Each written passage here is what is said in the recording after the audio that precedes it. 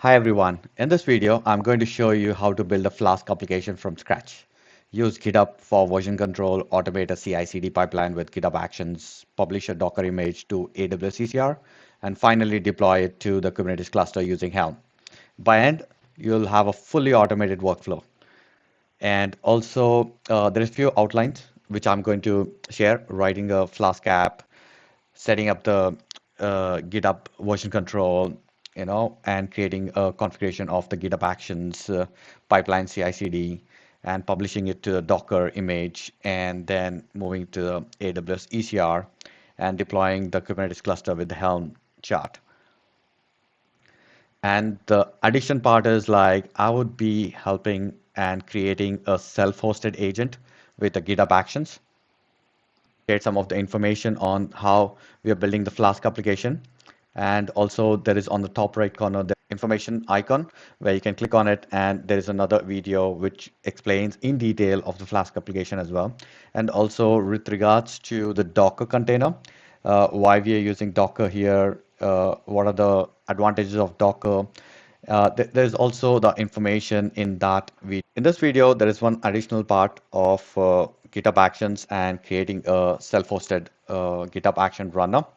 So the main requirements for this is like a machine, a physical machine or a virtual running machine with like Linux, Windows, or Mac OS. So in my case, it's Mac OS and Docker installed on the machine as well as a Docker desktop. AWS CLI needs to be installed and configured for the runner. Uh, and also make sure you have the CPU and the RAM and the storage for based on this runner to be run consequently for our pipelines to run as well. And the self-hosted runner, I will walk you through the step-by-step how where to navigate into the GitHub repo and actions settings which needs to be taken, and which runner to be choose for which operating system, and how you will download it and install and configure it, and then how you're going to visualize that as well, and how you'll start the runner and verify the runner is active or idle at that duration of time when your pipeline is running or it's been triggered from the workflow itself. Let's go to the next steps on building the Flask application and setting up some of the environments. And I've created a Docker file with the security best practices, with creating using an official Python image and environment variables, installing dependencies, setting a working directory, copying the requirement files. Requirement files has Flask, and installing and updating, installing the Lambda Power Tools non-root user for the security purpose, uh, and exposing it to 8089. And that's the requirements and API app.py file, importing some libraries and running through the code itself. And once I need to connect to the Minikube Docker environment, so I can create the image with the Flask Whale app name with the version 1 tag, v1 tag. And let's build.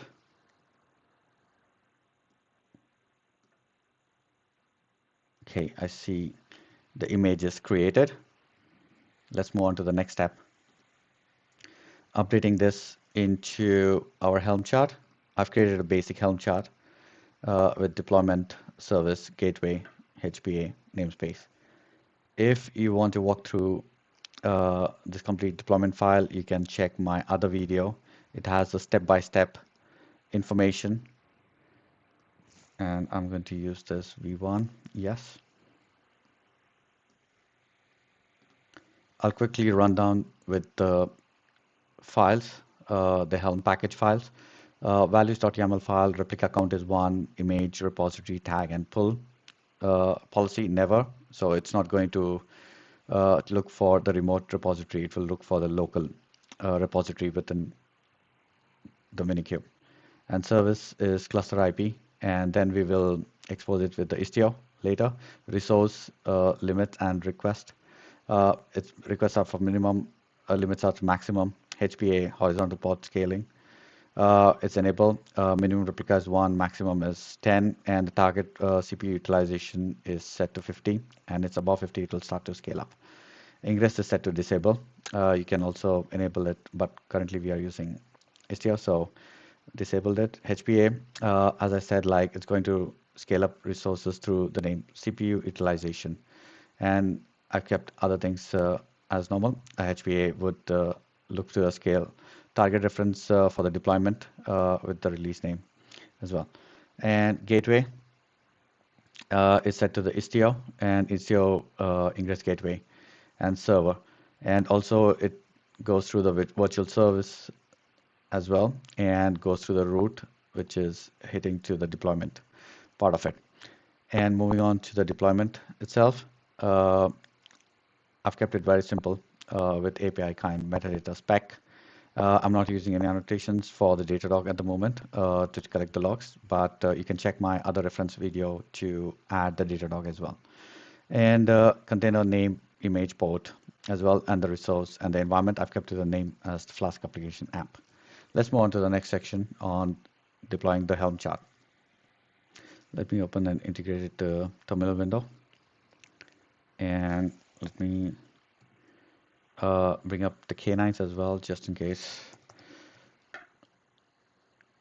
Okay, we have the cluster, okay, and let me run the command, which is helm upgrade flask whale, and I'm in the right repo.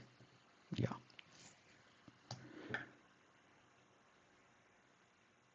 And let's wait for this to complete. Okay, I see the recent version is 3.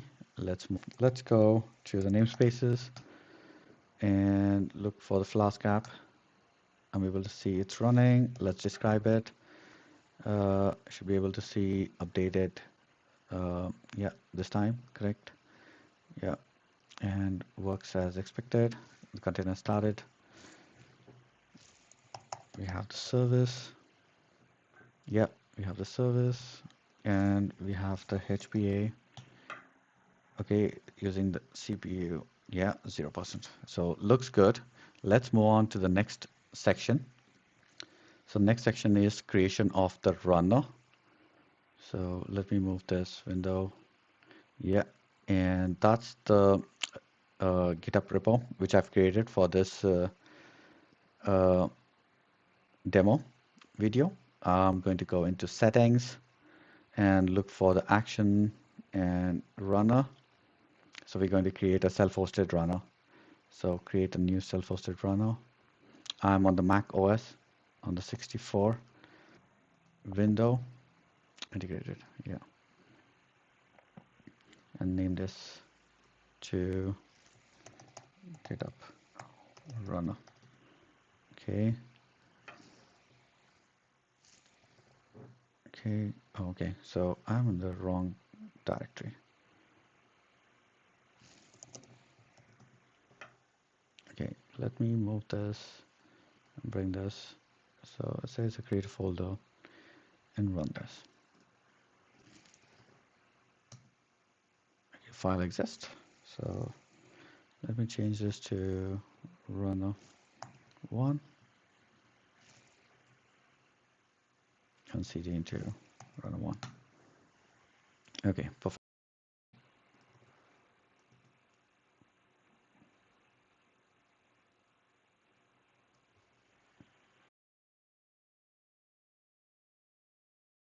Added and enter the work folder. I'll be using a default one here. Save settings. Yeah. Now we should be able to see this under the runners. Yeah, I'm able to see the self-hosted agent is offline. To run this, we need to run the command with, let me see, list out the files and the folders here. So it should be /run r.sh to run the GitHub. And let's see, it's offline still.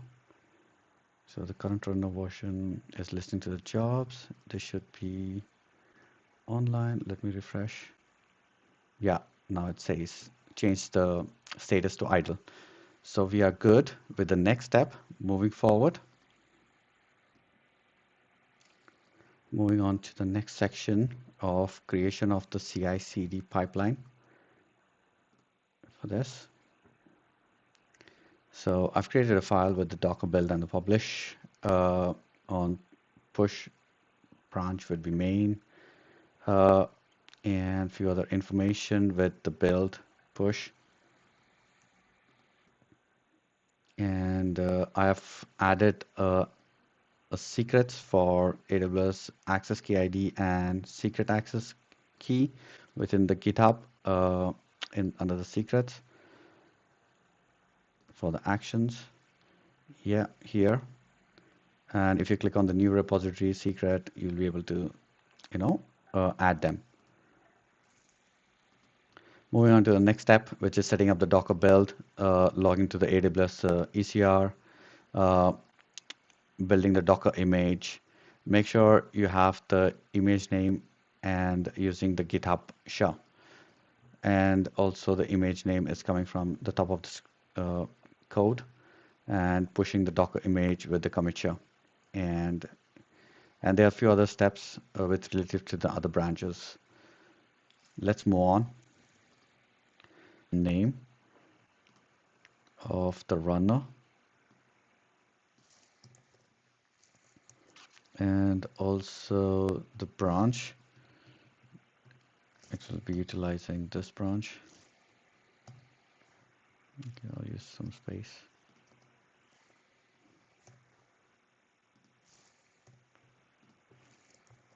Okay, save it. Git add. Git status. And just push the changes. Let's see. Okay.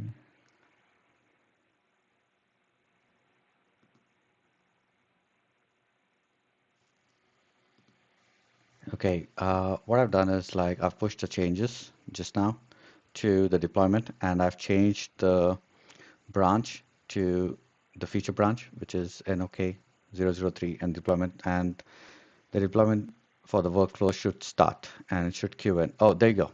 It started with the CI/CD file update. And let's go ahead and click on it. This should start the job. Yeah, requested details, and it should all be fine with the GitHub. Oh, it's listening to the jobs as well. Perfect. Looks good. So far, so good, I would say. It's a bit slow. It says like starting the job. Let me see the workflow file. Looks good. Say starting the job. Just restart it again to see if it works fine. So let's see. It says like setting up. Oh, great. There you go. It took some time to start up.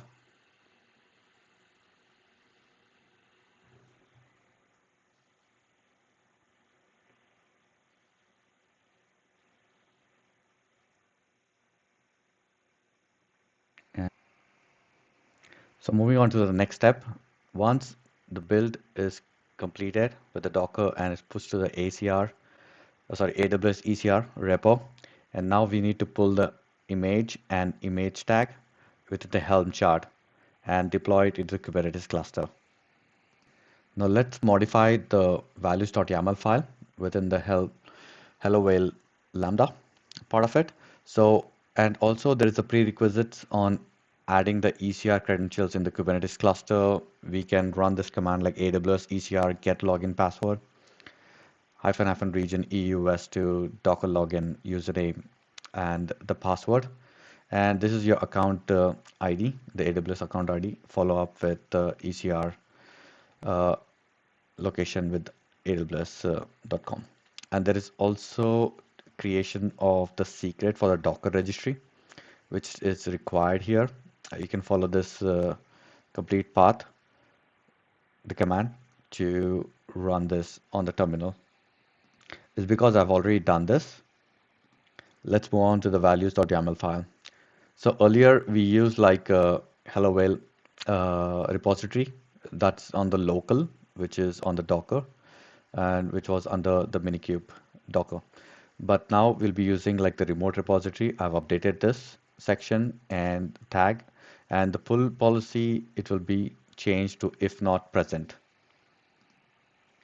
And if you want to make any changes, you can also do it in the templates on other files as well. Let's start the Minikube.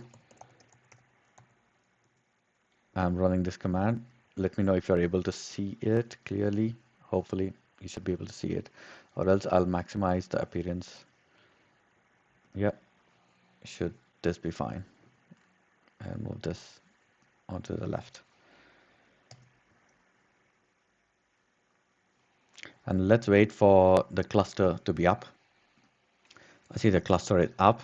Let's use the K9s. I'm using K9s, or you can also use the kubectl commands for get pods under the namespace, and also checking the Helm list for other things. And let me open an integrated window for this. We're going to test this. And let's run the command helm upgrade. Yeah, so I will use the same under the namespace Flask fail app. Okay, so it's the current time and the revision is 4. So I'm heading up to the namespace. Yeah, I'm able to Flask fail. I see the pod is running. I can also see the HPA which is required. It's set to CPU 50. And let me check the service. It's working on 8089 port. Let me port forward this. And let me bring the browser in. And let's hit the local host 8089. Apologies. Oh, there you go. I'm able to see the screen. The application is working as expected. Hello there. And let me minimize this and go back to the services is working fine. HPA is working fine. And let's go to our architecture part. So to conclude from this architecture part, we have completed the task 1 for Flask app, pushing it to the running through the GitHub Actions and pushing it to the ECR repo after creation of the Docker image, and then pulling it from the Helm chart and deploying into the Kubernetes cluster. And the application was able to be accessed on the localhost. We haven't touched base the Datadog for the logs. You can check my other videos, which I have integrated Datadog. And that's it. We've been successfully deploying our Docker application store in the ECR repo with Helm and Kubernetes. I hope this helped you understand the process of integrating ECR with the Kubernetes application. If you enjoyed this video or found it helpful, make sure to hit the like button. Don't forget to subscribe for more DevOps and cloud content, and ring the bell icon so you get notified whenever I post a new video. Drop a comment below if you have any questions, and I'll be happy to answer them. See you in the next video. Keep coding and keep learning. Thank you.